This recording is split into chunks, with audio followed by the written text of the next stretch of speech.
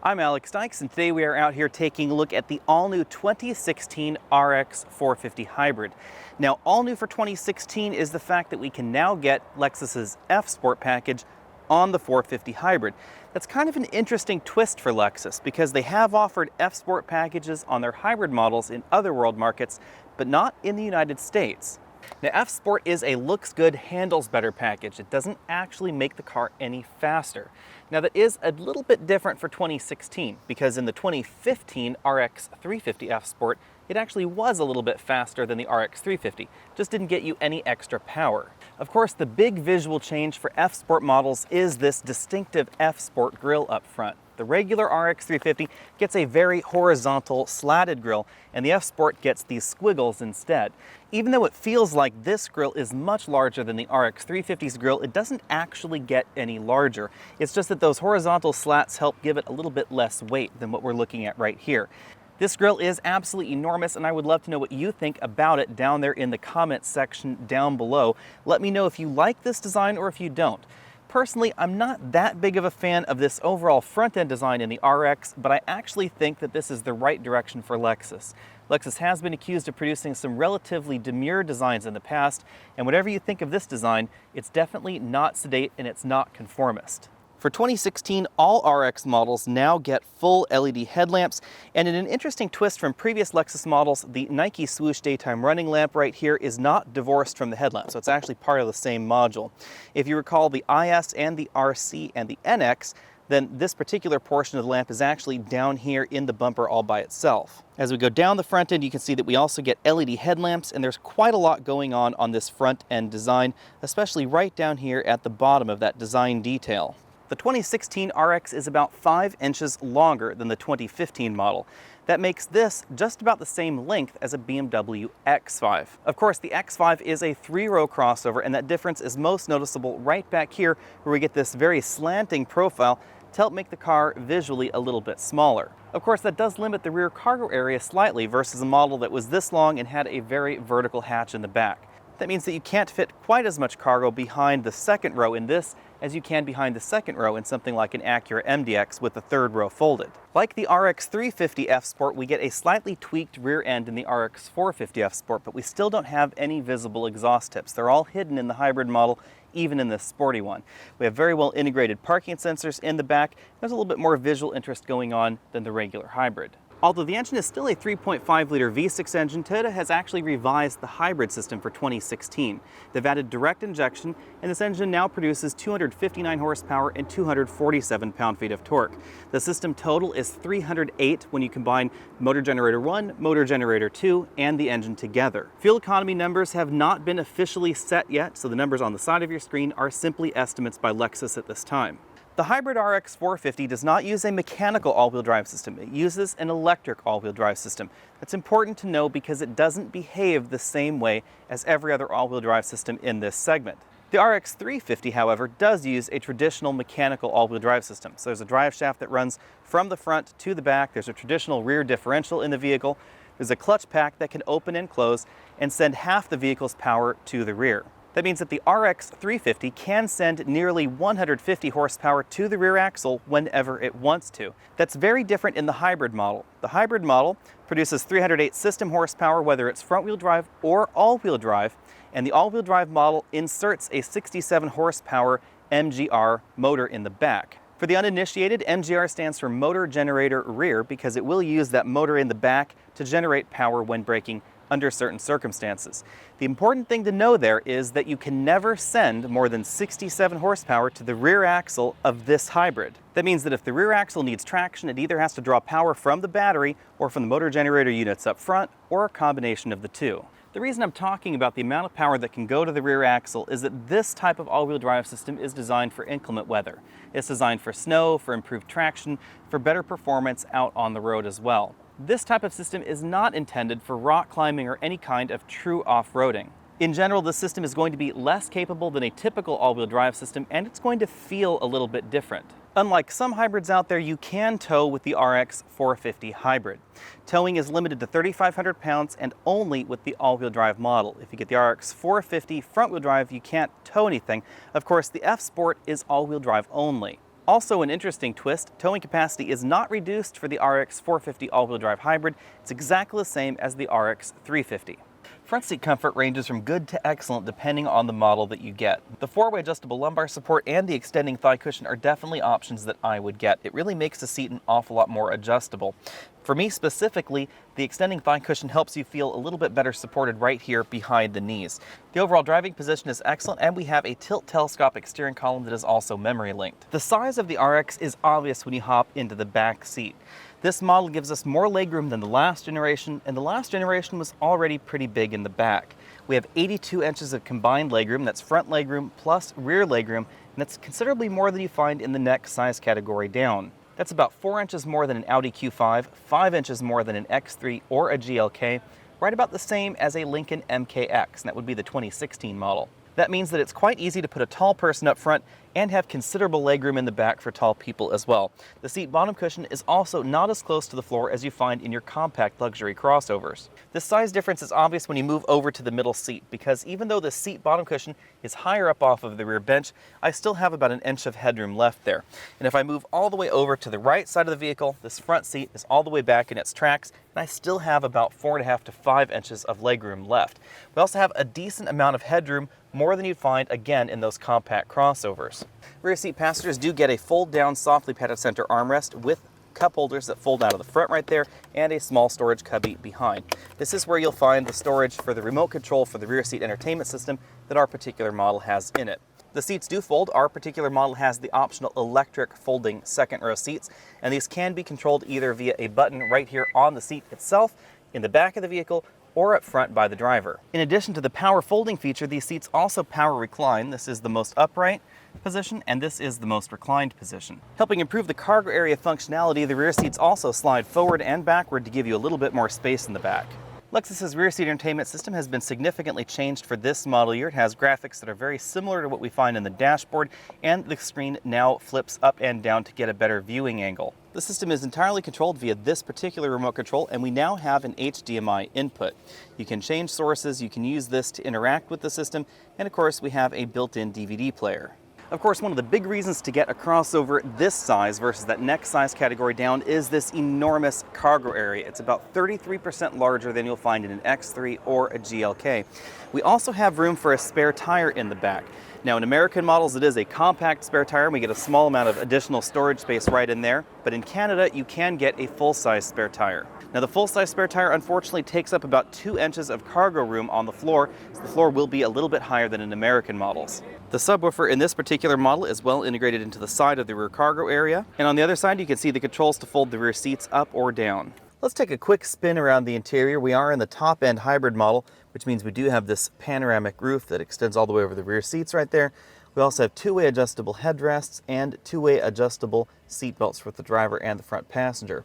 Our particular model does have these high-end ventilated leather seats, which means they are perforated, and we have all this extra stitching going on. Over on the front doors, you can see we have some of that additional stitching and this contrasting brown and tan design, which I think is very attractive. You can see that Lexus lowered the dashboard height, making the dashboard look an awful lot less bulky, and part of the way they managed to make that happen was by moving the infotainment screen from a binnacle in the dashboard to this sort of attached tablet-style display like we see in certain BMW models.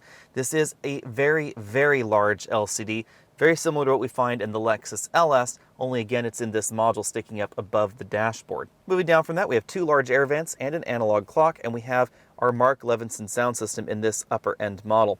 2-zone climate control down here, single slot optical display, and direct access buttons to the various media functions. Zooming in really closely to this wood trim, you can see that we have one of the more expensive wood options in our particular model. These are actually aluminum strips that are embedded into the real wood trim that we have here. It is a very attractive look. There's also a bamboo trim available, as well as a traditional walnut trim if you prefer. We have two very large cup holders right over here, and they are height adjustable, so this cup holder right here can be lowered. You can actually push that down. Let me stick something in it so you can see the difference there. And then you can press this button and have that cup holder adjust its height upwards a little bit for slightly shorter drinks. This allows you to put very deep drinks in there without having them spill. This entire area of the dashboard has a slightly different design. We have an optional wireless charger in this area right here, so you can place your smartphone that's wireless charger capable right there like that. This is also where you'll find the seat heating and ventilating buttons. auto brake hold right over here, and the electric parking brake. We have a very traditional gated console shifter here, so we move it over and then down for reverse. There's no button to click, down for neutral, and then all the way back for drive, over to the left for the manual mode, up for up, and down for down. That's also how we engage sport. So if you don't want to manually shift, but you do want the sport shifting in the transmission, we simply move it over to the left. Behind the shifter, we see a big change for this generation of the RX. Instead of the trackpad that we see in the Lexus NX, which is the smaller crossover vehicle, or the Lexus RC, we actually have gone back to this sort of joystick-like controller that snaps into position on the display. Now we have a map button over here, menu button, back button, up, down, or zoom in out button. That's contextual, depends on what exactly you're doing in the system. And then we have enter buttons on either side to make entry in the system a little bit handier. If you want to know more about this particular system, there is a complete video on that on my channel as well. Be sure and click over there as well. Behind the controller, we have a small storage cubby right under this armrest. It is just about big enough for this iPhone 5C that I happen to have with me, but I was not able to fit my iPhone 6 in there. It's just too small. To the right of that, we have our Lexus Drive Select controller, so we can rotate over to Sport, over to Eco, or press down for the normal mode. We have an EV mode button right down here, and a traction control disable button. Behind that, we have a large and softly padded center armrest. It opens to reveal a fairly large storage compartment. You'll also find a 12-volt power outlet, auxiliary input, and dual USB inputs there. You can see this is fairly deep because of the design of the RX. Over on the driver's side, you can see we now have a new instrument cluster design. It should be very familiar to you if you've driven any Lexus hybrid products before. We have our hybrid system status gauge over here instead of a tachometer, charge, eco, and power gauge. So the needle will rise depending on how much power you're using, or it will decrease down here depending on how much charging you're doing. We also have an engine temperature gauge, fuel gauge on the right, and we have a speedometer over here. Now we are in a pre-production European model, so this is almost exactly the same as the American model, except of course we have kilometers per hour on the right. Now if we switch this car into sport mode, you'll notice that power gauge changes to a tachometer, and it changes back when we enter either normal mode or eco mode. In the center, we have a multifunction color display that gives us things like our trip computer information, as well as allows us to change certain vehicle settings. Zooming out from there, we have an all-new steering wheel design for Lexus. I think this is their most attractive steering wheel ever. We still have a relatively hard plastic airbag cover right over here, but everything is done very nicely. We have soft leather wrapping on each side. We have real wood trim on the bottom portions of the steering wheel and this large area on the top. We have larger buttons that are a little bit easier to see, easier to use, and a lot more attractive than before. Pay no attention to this Garmin unit that's right over here on the left side of your screen in case you're wondering. Since we are in a pre-production model that was not intended for US sale, this model does not have the navigation option, even though we have that large screen. Over here we have our cruise controls on a stalk that moves with the steering wheel, as you can see right there. This button arrangement controls that multifunction display in the middle. We have our radar cruise control button right over here for our distance setting, lane departure mitigation and lane departure warning system right over here, dedicated phone hang-up and pickup buttons. If you want to use Siri Eyes Free, you press down on the phone hang-up button for a short period of time, and that will enable Siri Eyes Free instead of using the voice command button right up here. We have our mode button for our infotainment system, track up down, and volume up down buttons on the left. Also new in this generation of the RX is a larger heads-up display. This is about 4 times larger than the outgoing model. It's also a color display with an awful lot more information. We get our speedometer, we get navigation information with lane guidance. We also have either a tachometer or your hybrid gauge that we see down there in the lower right-hand corner, lane information as well as cruise control information, and radar cruise control and lane departure information. There's a lot of information going on there, but it is selectable via the user interface, so you can choose to see some of it, all of it, or none of it. We also get limited media information on this display. As you can see, if we change channels right there, it'll show us our iPod tracks, our FM station, etc. In my very limited testing, 0 to 60 acceleration came in right around 6.5 seconds, which is basically the same as the RX 350. You may wonder how that's possible since this produces more power than the RX 350. The reason is that this is also heavier than the RX 350, so that extra power is required to compensate for the extra weight. However, fuel economy is decently better. Even driving this car hard, I've been averaging about 6 miles per gallon better than I was in the RX 350. Braking distances are obviously longer in the hybrid model, not only because we have the additional weight of the hybrid system, but also because this vehicle has the same size tires as the regular gasoline RX. That extra weight also causes a bit of a problem when it comes to handling. Now, none of the hybrid entries in this segment handle as well as their gasoline-only counterparts. That's just a fact of the additional weight that hybrid systems get and the tendency for manufacturers to use tires that are a little bit more efficient. Of course, we're in the hybrid F Sport model, and that means that we do get a firmer suspension tune. It's definitely noticeable out on the road. That does aid handling feel as well as precision out here on these winding mountain roads.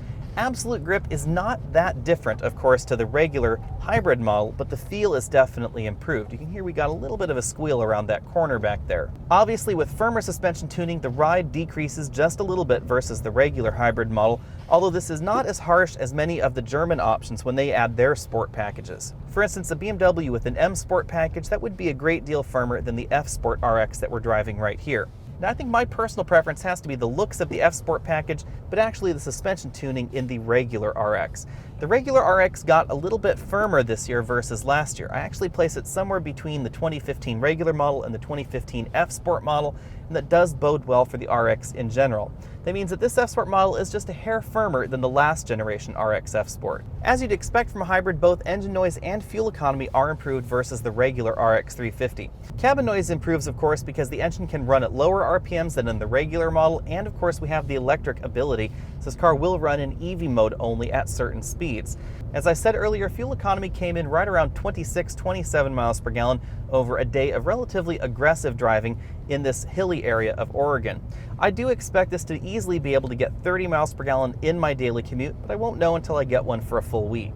In terms of overall hybrid drivetrain tuning, Lexus has definitely done an awful lot of work on the RX 450 hybrid because the braking feels much more sorted than the previous generation. The previous generation felt a little bit unsure sometimes when it was changing between friction braking and regenerative braking, and that's not happening in this model. Versus the other hybrid SUVs and crossovers in this luxury segment, Lexus's hybrid drives very differently because the hybrid drivetrain is quite different. The other luxury hybrid models use traditional automatic transmissions and then they add an electric motor to the mix. This vehicle is not doing that. This vehicle has two motor generator units inside the transmission housing, and those two motor generator units work together to sort of imitate a transmission. If you're curious about how the Lexus hybrid drivetrain system works, I'll let you refer to some of the excellent online sources that really dive into how the system behaves. The important thing to know is that this sort of drives like a CVT and it sort of drives like an electric car. I wouldn't really say this drives like your traditional conventional CVT that you would find in vehicles like the Infiniti QX60. The other important thing to keep in mind, of course, is that the rear wheels are not mechanically connected to the front wheels, and that does result in a different all-wheel drive feel than you find in the RX 350. That means that when we're driving on a road right like this and we give it a little bit more power, you can sometimes feel torque steer out of this vehicle, and you don't out of the RX 350 all-wheel drive. So what is the all-wheel drive system for if it's not for off-roading? Well, it's actually for roads like we're on right here, just sort of gravel roads. Maybe there's a little bit of ice on it or snow or something along those lines. It's not really designed for off-roading. It's just designed to make the RX 450 hybrid a little bit more sure-footed in inclement weather. Lexus has not announced pricing for the RX 450 yet at this time. However, my estimate is that this will start right around $48,000, and the F Sport model is likely to start right around $52,000 because of the added feature content that we get. Depending on how you configure your RX 450 hybrid, you can of course add a decent amount to the MSRP. The RX hybrid is likely going to be a $7,000 to $8,000 bump over the RX 350. The RX 450h is really the first hybrid in this segment, and it hasn't yet been duplicated in the same way. Now, I suppose you could start thinking about something like a BMW X5 plug-in hybrid or a Volvo XC90 plug-in hybrid, but those really aren't the same kind of vehicle as the RX. Those are three-row crossovers, and they're just not the same type of vehicle overall. Although the RX 450 hybrid was in theory designed to give us better performance as well as better fuel economy, you actually will still find more power out of some of those other plug-in options. Volvo was using the XC90 plug-in as a way to get 400 horsepower out of that XC90, not 300 horsepower. So the mission is definitely a little bit different. Volvo, of course, is only giving us a plug-in hybrid in the United States at this time, also very different than this because there's no plug-in RX 450 at this time. Lastly, of course, there is price, because this is significantly less expensive than a Volvo hybrid. Probably the truest competition for the RX hybrid, of course, would be Lexus's own NX hybrid. Now, the NX hybrid is decently smaller than this. It's right about the same size as a BMW X3 or an Audi Q5 or Volvo XC60, so you definitely give up room on the inside as well as luxury features and luxury feel. However, the fuel economy is definitely better. That particular hybrid system is based on a 4-cylinder engine and a hybrid system with optional all-wheel drive. This is a 6-cylinder hybrid with optional all-wheel drive. So you just get less power out of that 4-cylinder option, but you're getting better fuel economy. Driving this RX 450 F Sport hybrid relatively hard during my day of testing with this, I was unable to get below about 26 miles per gallon. That is pretty good for a vehicle this size and something that weighs nearly 5,000 pounds. Obviously, with curb weight numbers like that, this is not going to handle as well as most of the other entries in this segment. Now, the plug-in hybrids are also decently heavier, but the Germans also use wider tires. So does Volvo on their XC90 plug-in. Obviously, the question of is it worth it is not a very easy question to answer, because if you're looking at this versus a base RX 350, it's going to take you a very, very long time to make up that $6,000 to $8,000 of extra cost in this in terms of fuel saving. It's really not ever going to save you money. If, however, you just want the top-end trim of the RX, or if you're after the best fuel economy because you believe that's important to you, then the RX hybrid is definitely something for you. I really like the fact that 2016 is bringing us this RX 450 F Sport package, because if you're going to get an RX, you might as well get the F Sport and get that extra aggressive front end. I also like the seats. They are a little bit more comfortable than the base seats. We get a little bit more bolstering, and I think I like the overall exterior look as well. The RX has typically been accused of being a little bit too soft, a little bit too wallowy, and that's not going on in the F Sport models anymore. They've definitely tightened up the suspension, made it feel an awful lot more engaging for an RX. Of course, it's not as engaging as a Lexus NX. The NX is smaller, it's more nimble, it's also lighter. But that really makes sense, because this again is the size of a BMW X5, except that it's a 2-row crossover. This is the kind of vehicle you want to get if you need more cargo space than those compact crossovers can offer, but you don't want to step up to a 3-row crossover. Thanks for taking the time to check out this video. Again, I'm Alex Dykes, and this has been the 2016 Lexus RX 450 Hybrid. This particular model is the F Sport model. Be sure and check out my complete review on the 2016 RX 350 on my channel as well. Click that subscribe button, like this video, comment on the video, and tell me what you think about this front end especially, and I'll see you next week.